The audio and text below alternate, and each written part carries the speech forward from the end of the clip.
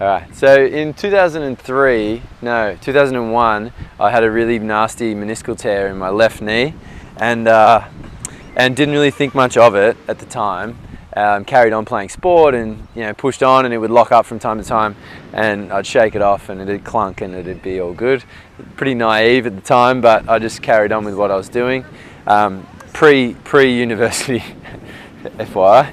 And then in 2003, I was on a holiday in the Gold Coast, or on the Gold Coast, and it locked up and I couldn't get my knee straight. So I went to emergency and they operated on it and took the meniscus out. And then over the preceding years, I had troubles with it from time to time. But I made it a real point to get as strong as I could, do as much as I could, not let it worry me. When I came out of the theatre, they were like, oh, you'll need a knee replacement in your future, no doubt about that. There's arthritis in your future, no doubt about that. And they were probably right, but I've been able to do a lot with my knees in the intervening period. I've been able to do a lot of strength and conditioning. I played Aussie rules football in Melbourne for a long time after the injury. I played a lot of golf after the injury competitively. I went on and competed in CrossFit and competed a couple of CrossFit games, which had a lot of weightlifting and a lot of gymnastics movements, and challenged me a lot. And it would be painful from time to time, and it would swell up and it would feel stiff and it would feel, pretty rubbish. But I was able to do all of the things that I wanted to be able to do.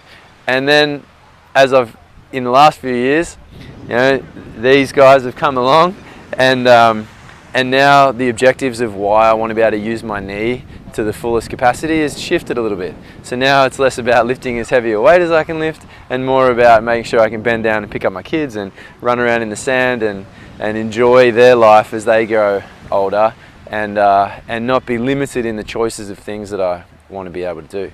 And that was a really big motivator behind developing a really solid structure behind the knee program. It's easy for me to be able to look after my own knee.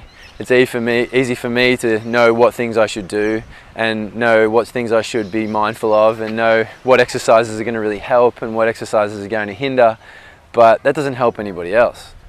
And so having kids and having a family and seeing what the future will hold for me and how best I can navigate my own progress and regression has been a real motivator behind being able to create a system that I can take my plans for myself and my knowledge for looking after painful knees and transplant that to other people, to give other people the opportunity to go in their life with the knowledge that I have and the capacity I have to be able to manage my knees.